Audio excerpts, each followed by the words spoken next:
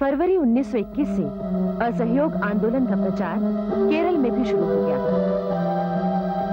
16 फरवरी 1921 को वहां इस सिलसिले में 4 नेताओं को गिरफ्तार किया गया, जिसमें 2 हिंदू थे और 2 मुसलमान। इससे केरल में असहयोग आंदोलन ने और जोर पकड़ लिया। जगह जगह जुलूस निकाले गए, विरोध प्रदर्शन होने लगे, गिरफ्तारियां हुई और लोग जेल गए। केरल में 1000 वर्ष पहले मोपला लोग आकर बसे थे, जो अरबों के वंशज थे। उनमें से अधिकांश गरीब थे और अज्ञान में डूबे हुए थे। वो खेती या छोटा मोटा व्यापार करते थे। खिलाफत और असहयोग आंदोलन की सभाओं में उन्होंने अंग्रेजों की सरकार द्वारा मुसलमानों के साथ किए जा रहे दुर्व्यवहार की बात सुनी तो वो भड़क उठे। उन्होंने विद्रोह की घोषणा कर दी और वो अंग्रेजों की तोपों बंदूकों का मुकाबला करने के लिए भाले और तलवारें लेकर निकल पड़े। इस विद्रोह को दबाने के लिए अंग्रेज सरकार ने सेना बुला ली। सेना ने काफी कड़े कदम उठाए और विद्रोह को दबा दिया गया। इस दौरान की सबसे दर्दनाक घटना ये थी कि करीब 100 से अधिक मोपला विद्रोहियों को मालगाड़ी के एक डिब्बे में ठूंसकर गर्मी के मौसम की जलती दोपहर में कालीकट से मद्रास लाया गया। जब रास्ते में एक स्टेशन पर डिब्बे को खोला गया तो 60 से ज्यादा मोपला दम घुटने से मर चुके थे और बाकी की हालत गंभीर थी। आखिर मदन मोहन मालवीय और मोहम्मद अली जिन्ना ने मामले को हल करना चाहा, पर सफलता न मिली। इसी बीच प्रिंस ऑफ वेल्स के भारत आने का समाचार आया। कांग्रेस ने उनका बहिष्कार करने की घोषणा कर दी। इससे ब्रिटिश हुकूमत और चिढ़ गई।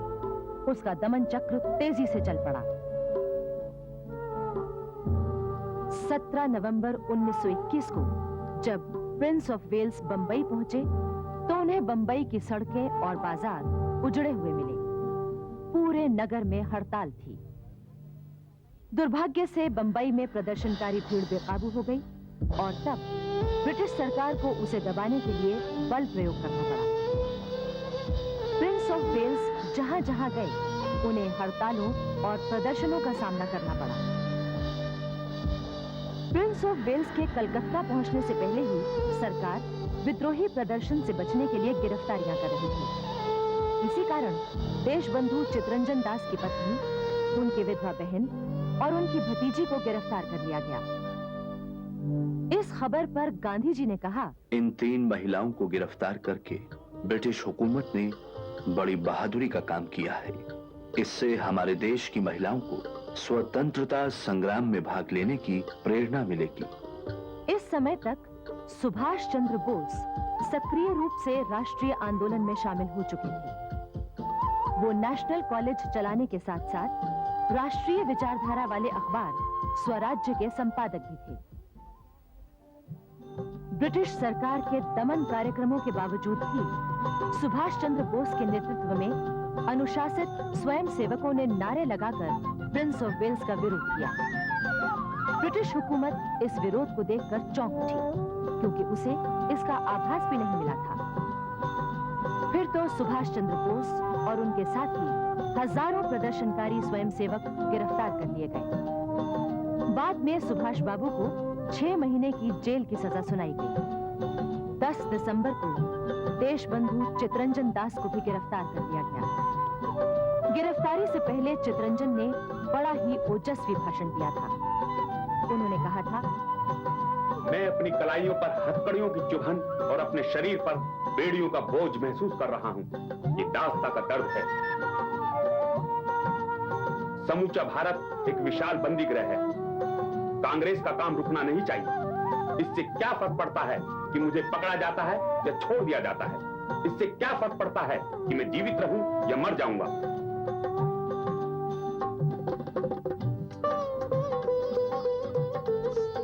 जेल में सुभाष चंद्र बोस चितरंजन दास के संपर्क में आए। सुभाष बाबू ने वहां उनकी न सिर्फ सेवा की, बल्कि उनसे बहुत कुछ सीखा भी। उनके साथ राष्ट्रीय आंदोलन की कई योजनाएं भी बनी। 27 दिसंबर 1921 को अहमदाबाद में कांग्रेस का 33वां अधिवेशन शुरू हुआ। इसकी स्वागत समिति के अध्यक्ष वल्लभ भाई पटेल थे। अधिवेशन की अध्यक्षता देशबंधु चितरंजन दास करने वाले थे, लेकिन वो तो जेल में थे। इसलिए कार्यवाहक अध्यक्ष हकीम अजमल खान ने अधिवेशन की कार्यवाही शुरू की।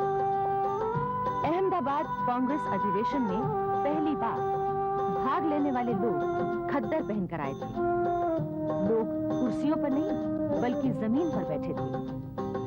भाषा भी अंग्रेजी नहीं बल्कि हिंदुस्तानी थी।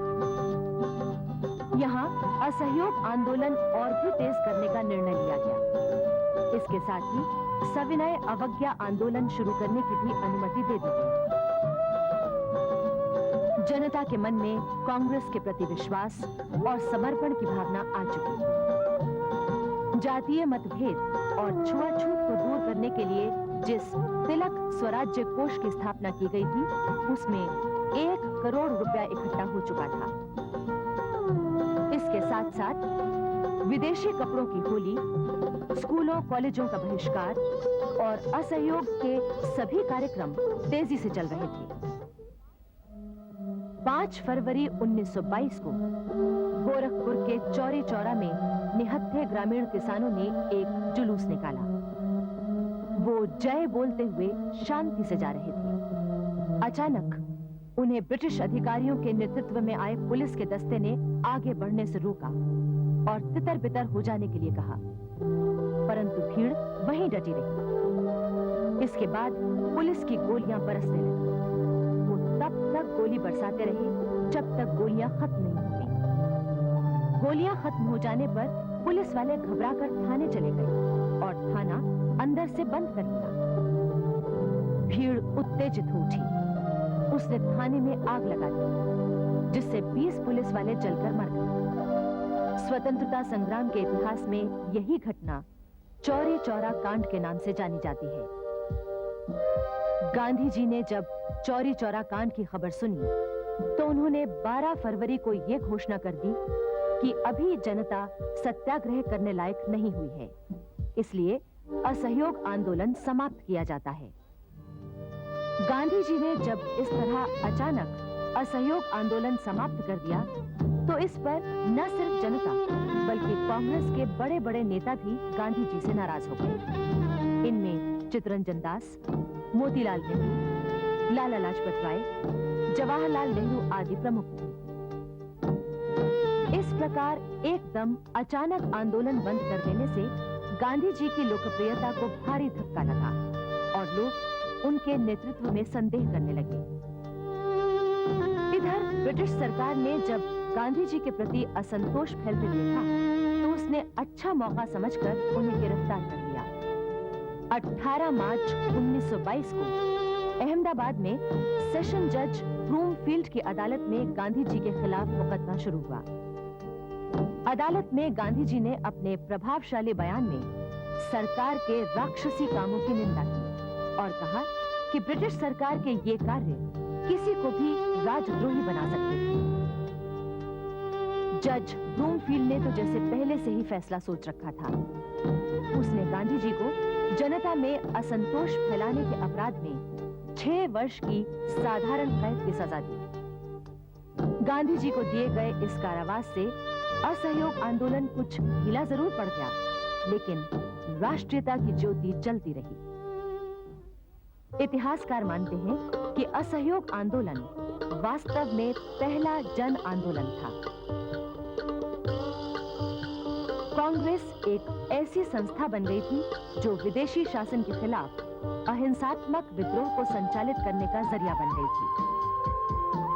अब इस आंदोलन में सिर्फ बुद्धिजीवी ही नहीं बल्कि आम जनता भी शामिल हो चुकी थी। बड़ी संख्या में किसान और मजदूर भी शामिल हो गए थे। लोग हाथ का कता बुना कपड़ा खादी पहनने लगे थे। दरअसल खादी स्वाधीनता सेनानी की पोशाक बन गई थी। जेल उनकी ससुराल। लोग हंसते हंसते गिरफ्तार होते और जेल जाते। अनेक शहरों में प्रदर्शन होते और जुलूस निकलते। मातरम।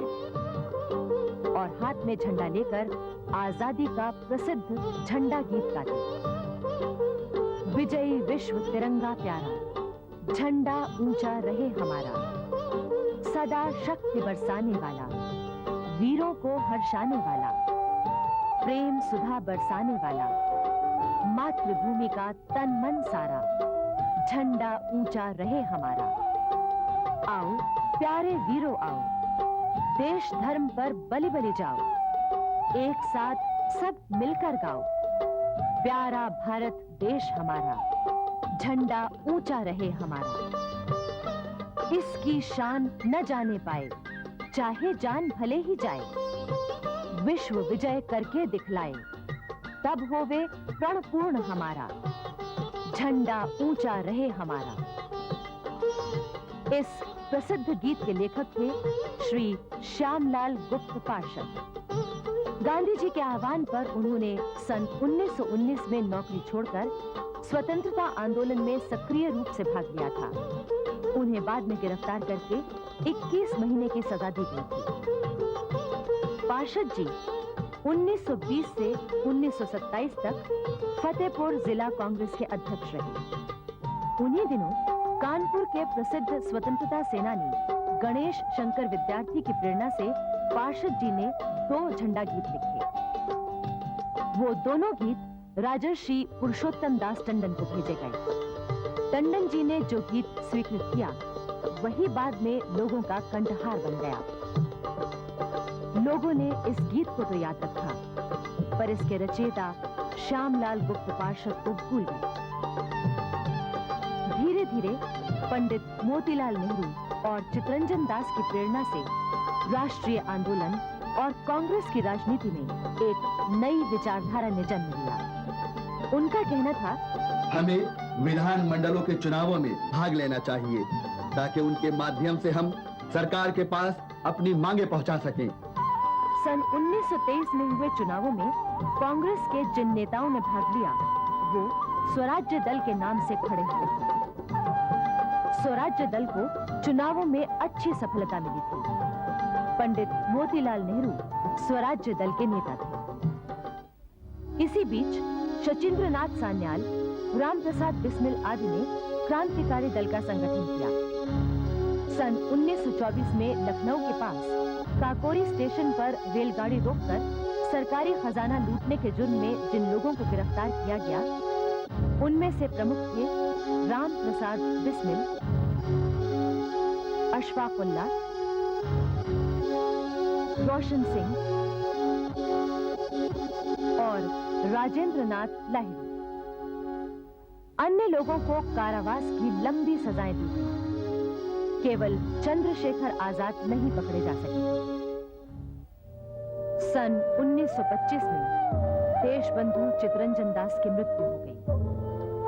इससे स्वराज्य दल की शक्ति कमजोर हो गई। देशबंधु चितरंजन दास स्वतंत्रता संग्राम के उन नेताओं में से थे जिन्होंने न सिर्फ बंगाल बल्कि सारे देश के स्वतंत्रता संग्राम को नेतृत्व प्रदान किया था।